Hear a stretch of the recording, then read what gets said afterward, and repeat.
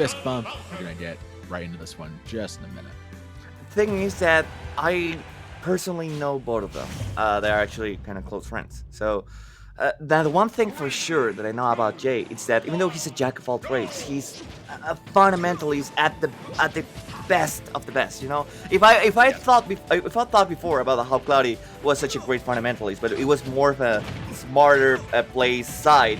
I feel like Jay, it's pure fundamentals. That's exactly how he plays. It doesn't matter which character he does, as long as he plays by the book, he's just gonna go on a steamroll against everyone. But one thing for sure is that as long as he's facing someone that's a specialist or that does this kind of plays that doesn't necessarily go by the book, he's just gonna lose himself a little bit within the pace. And that's the one weakness that I can talk about Jay. So it all comes down whether Andrik is able to throw off guard Jay and throw off his entire balance, or if Jay's fundamentals are just gonna prevail against Andrik. Because as you already saw, that's not something that you see from a usual Falcon. Falcons don't just stand within the neutral and they just keep charging up smashes randomly, or they don't do up in midair to catch your drift. That wasn't random. That was police in space, and there's no better police space than getting the kill confirmed up high. Andrik taking the early lead here. Ooh, good nair from ledge from Ye, who's going to start trying to figure out a way in. Oh no, gets stomped, and that's going to immediately lead into those up air rewarded strings. Now Andrik trying to drift away, kind of back to center stage. Both players jockeying for position. They're just contesting each other, trying to see who's gonna get the first lead. But once again, it's just Andrik throwing up those up smashes. I believe like an anti-air option, just considering every single option. And that's the kind of things that I was referring to at the beginning of the match. As long as you don't play the game by the book, as long as you do your own recipe, do it yourself, then you're gonna throw off balance Jay. And that's the one thing that he struggles against. It's not like he doesn't have the chance or doesn't have the resources, but he's just a by-the-book player. Yeah, that knee basically sweet spot crossed up, just cost you the entire stock. It's such a berserk knockback Daniel, but here we go. The ladder's coming through. Are we gonna see last ladder? Nope, not quite yet from Ye. Andrik, he was trying to control space, trying to anticipate Ye going for a more aggressive recovery there. Not quite too short. That back air is going to keep Andrik out. Can Andrik get past it? He can't get past the toothpick. He just can't get past it. At the end of the day, there's limitations here. There's characters that we all use, so the limitation, of course, it's the wall that Jay has to put and has to offer against Sagan himself. It's 100% situation. Once again, it's Andrik just fishing for anything, but now actually landing. Oh my god. Oh, it was so close. And right now he's just trying to catch Ye, just going for a more panicked attempt to get in close. And again, almost getting the conversion to knee. He's fishing for it. He's desperate for it. He's hungry for those knees. But he's also to get the first blood, actually. Yeah, I also kind of I like how Andrik was just kind of changing tact and going for back airs too, because he knows that Ye's at the death percent for back air too. Instead of his larger sweet spot. Bear strain. That's the conversion he was looking for. Oh, I thought that was no jump, dare back here. Oh, he got past him. And that's just gonna be a gentleman's yes. Yeah, gentleman's jab's gonna seal it. Wow. I was kind of expecting something else. I was like, oh, that's right. After all the plays that we have from Andrik, all the flashy ways that he just took the stocks, the last thing that I would have expected would be a gentleman's jab just taking out the last stock. It didn't feel enough as a closure, but at the same time it's worth it, so I cannot complain.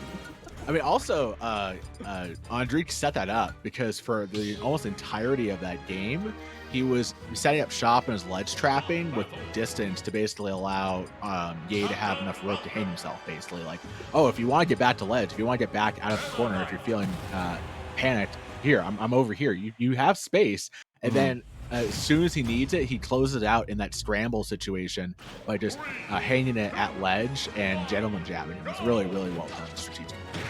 And to talk about something about Andrik himself, it's every single time that we saw him do this downer into knee, it forced Jay to take a defensive option, either an air dodge or a jump, but Andrik will just fast fall after that just to try to cover the landing afterwards, either with a forward tilt or the dash attack. That was actually quite smart and maybe unnoticeable at first, and that's gonna be an edge guard. No, he makes it back! That's such a great... Oh my god, that's such a great recovery! Andrik showing such masterful attempts to get past Ye's offstage pressure. Meta Knight can just make a beeline and kill any lesser player for the most part, but Andrik surviving still here at ledge. No edge, no ledge trapping there for Ye. The stomp not quite gonna get it, but he does get this grab and throws Ye off stage. Now here's a chance for Andrik to steal the stock. Bad trade for Andrik. Ye's able to get back on stage and control center stage as well. Yeah, he was just fishing for back airs. He knew he was just eventually going to catch Andrik trying to jump out of shield. And there you go. Good job by Ye to just solidly close that one out. I felt like most of the time during the last interaction of that stock, Andrik was just sitting on the crouch, and I feel like either he was just expecting the opening for a down B or something of that sort. In any case, he's already taken a lot of damage onto Ye, and it's all up to this ledge trap, whether he takes the stock or not. That's going to be a stun, but it's not quite enough. The knockback has already risen quite far, and that's going to be enough B out of parry, actually. Yeah, that was perfectly well done by Andrik, making it as safe as possible. But okay, here we go. Combos out of the up tilt, but just able to get out of the blender. Andrik now firing right back, getting the Raptor boost into Nair. Oh, yeah. I mean, he's just trying to catch Ye over committing, over drifting, but Ye's doing such a good job making sure that that rolling ball of Butcher Knives that is Meta Knight is just in the right reach too, controlling center stage, using that Nair to police the space. Andrik bursts in, but Ye's able to defensively corral him back to center stage. Dash tech now. That's pretty dangerous. He was going for the big S smash call out. He was trying to go for it. Sadly, that did not pay off. And once again, this is a ledge trap situation. Back at it. Ye just tried to handle something, but sadly, that neutral air didn't land or any close to where he was going for. Yeah, no stomp lead for Andrik right there. Here. But right now, trying to call out his movement in with that up smash, just making it so that Ye has to be very careful about how close he gets. And he gets just the right distance to go ahead and go call out with that up smash. And Ye right now with a big stock lead, too. Putting the boots on Andrik with that down throw into Nair conversion. This could do it. He's going to go for it. Oh, what a fair. And there's just no escape for Andrik as Ye seals the deal at game 2 to get back down the board. That was That's fast. all she wrote. That's all she wrote. Yeah, that was fast. That was fast, and it was nasty. I love this. He basically caught Andrik as soon as he was out of Angel platform in Bowl and was like, all right, cool. Here's a 0 death. There's one thing that they share. There's like, if I can take all the characteristics that they have shown to us, all the attributes, there's a little one thing they share, and it's the explosiveness within their game style. As long as they have one single entry, they're just going to explode it to the very limits and even go a little bit further beyond. It's something that they're both characters actually let themselves go for. And right now we're doing this dance of being stuck to the final third of the stage. Andrik was looking for a follow-up out of that up air into the up. He whiffed a little bit. Now Ye's got positioning. Nice back air as well. Just a slower paced game. At this point, they're just fishing for things. They're looking and they're hunting. But I feel like Andrik's just giving way too many windows for Ye to actually punish on, and that's exactly why the damage is wrecking so much on his demise. But on the other hand, he's able to actually manage to make things even out percent. He's got a second jump. He's not gonna be edge guarded. He makes it back into the stage, and once again, things go back into reset.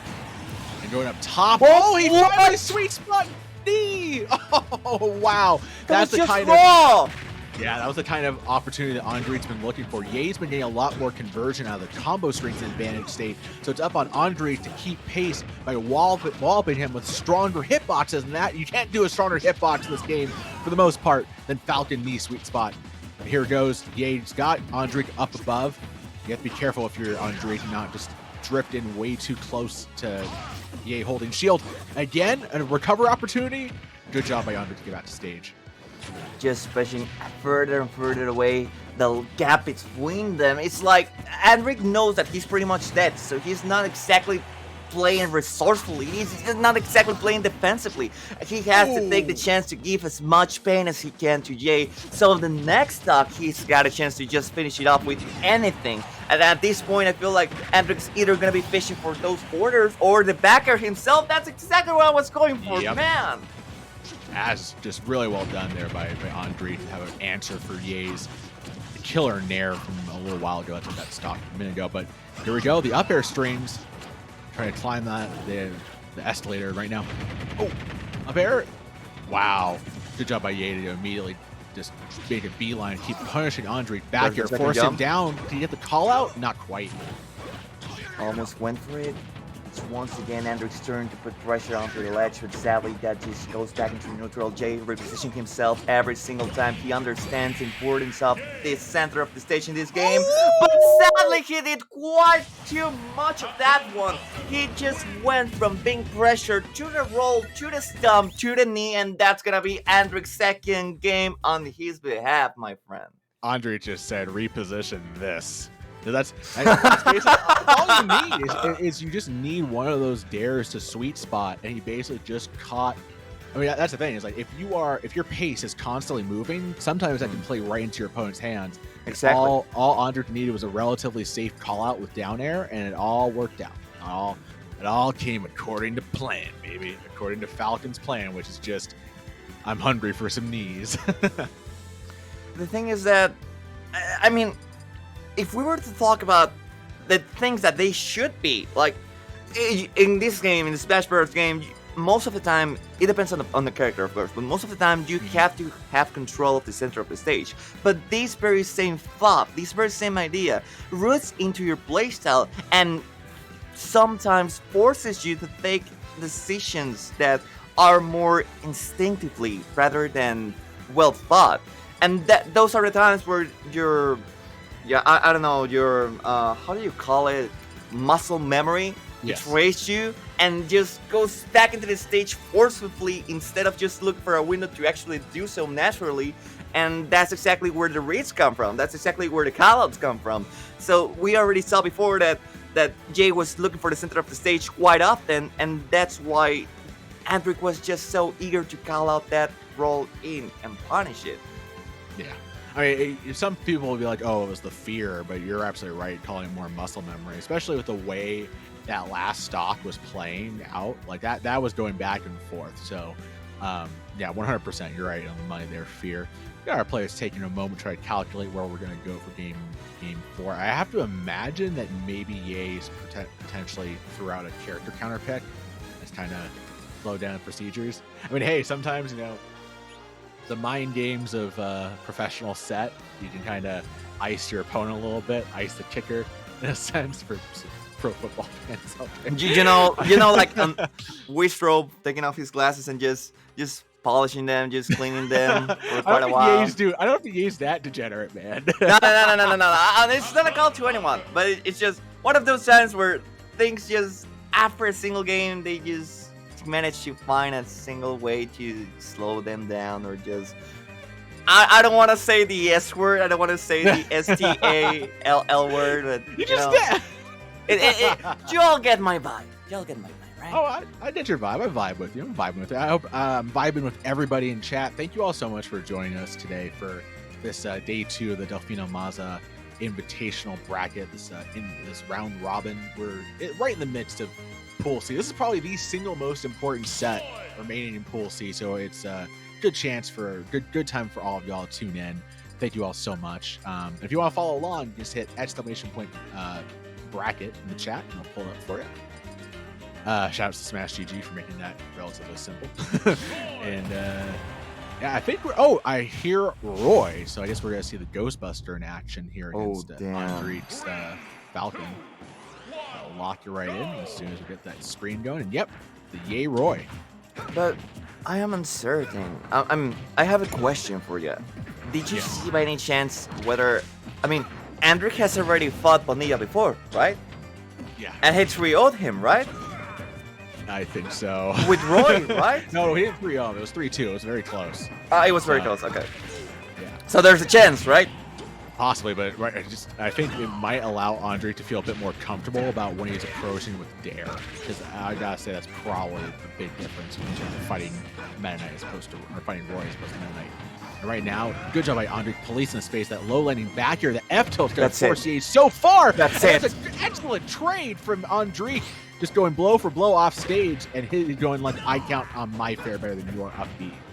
The thing is, I feel like this is much more of an ego call. It's like an ego call out. Like I can do it as much as you can. I can contest you right on hand. Yes. I can contest you face to face, front to front, like in the middle of the stage, just going aggressively the very same way that you do. But you are giving up the chance to actually edgeguard Andrik, because I mean, Roy can do so, but he cannot go for the edgeguards as much as MK can, and that was the one single thing that he has an upper hand against Andrik's Falcon. So I'm not entirely sure if this is the right call. I feel like either it's an ego call, or rather a desperate call that's not exactly working out in his favor.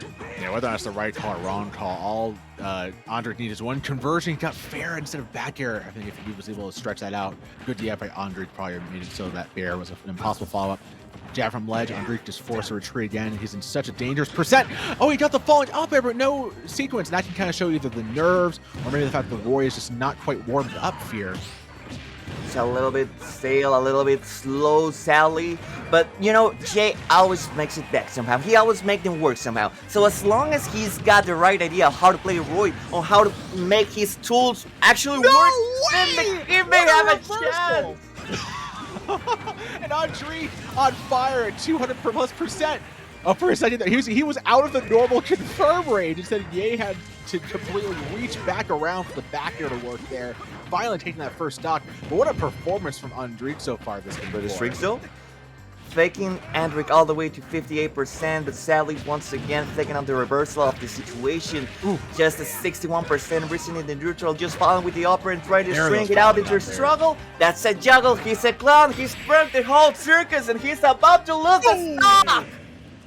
That down tilt just completely cut Ye's legs out from under him, and that's all she wrote there for that game 3. Andrik on fire, able to take what would have been just like the kind of situation that almost any standard Falcon main would have not been able to change to their advantage, and able to get that Falcon dive down below. That was the clip, baby. That was the clip. Excellently well done by Andrik. And the crowd is on phase. They actually are on phase. Either they expected this, or the moment that they saw the